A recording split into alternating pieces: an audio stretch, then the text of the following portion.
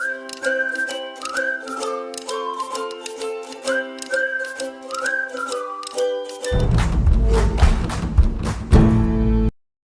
everybody, this is MJ the Sailor. How are you all?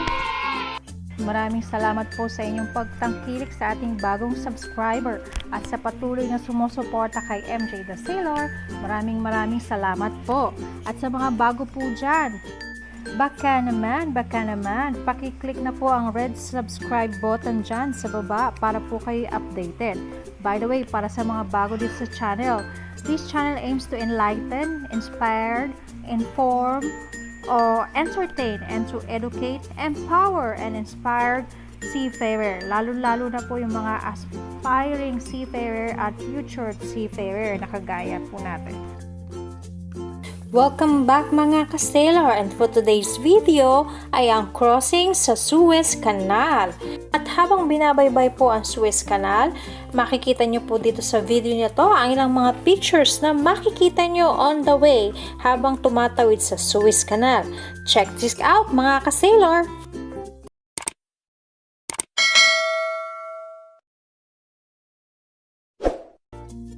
Habang pinanonood nyo ang mga pictures collection habang nagkukross sa Suez Canal, ano nga ba ang Suez Canal? The Suez Canal is a man-made waterway connecting the Mediterranean Sea and to the Indian Ocean via the Red Sea. It is enable a more direct route for shippings between Europe and Asia, effectively allowing for passage from the North Atlantic to the Indian Ocean without having to circumnavigate the African continent. The canal separates the African continent from Asia, and it provides the shortest maritime route between Europe and the lands lying around the Indian and Western Pacific Oceans. It is one of the world's most heavily used shipping lines. The canal extends 120 miles or 193 kilometers between Port Said in the north and the Suez in the south, with dredge approach channel north of Port Said into the Mediterranean and the south of Suez. The canal does not take the shortest route across the isthmus, which is only 75 miles or 121 kilometers. Instead, it utilized several lakes from north to south. Prior to construction of the canal, completed in 1869, the only important settlement was Suez, which is in 1859 had 3,000 to 4,000 inhabitants. The rest of the town along its banks have grown up since, with the possible exception of Alcantara. Why Suez Canal is important? Because it is the shorter maritime route from Europe to Asia. Prior to its construction, ships headed toward Asia had to embark on an arduous journey around the Cape of Good Hope at the southern tip of Africa. Because of its strategic location, the canal is both heavily used and heavily protected. How was the Suez Canal construction paid for? The Suez Canal was financed by the Suez Canal Company, a joint stock company headquartered in Paris. At the time of its founding, France had 52% of shares and Egypt held 44%. By 1875, Egypt's shares had been sold to Great Britain, which assisted in the canal administration. In 1870, the canal's first full year of operation, there were 486 transits or fewer than 2 per day. In 1966, there were 21,250, an average of 58 per day. By the mid-1980, the number of daily transit had fallen to an average of 50. In 2018, there were 18,174 transits. The original canal did not permit two-way traffic, and ships would stop in a passing bay to allow passage of the ship in the other direction. Transit time then averaged 40 hours, but by 1939 it had been reduced to 13 hours. A system of convoys was adopted in 1947, consisting of one northbound and two southbound per day. transit time went up to 15 hours in 1967.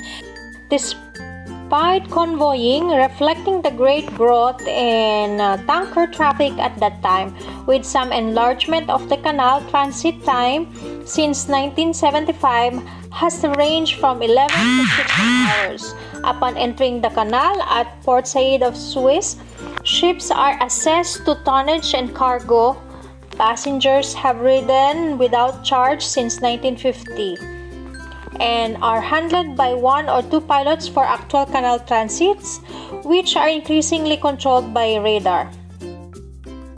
In August 2015, a new 22-mile or 35-kilometer expansion running parallel to the main channel was opened, enabling two-way transit through the canal. The main channel was deepened to allow for the passage of large ships.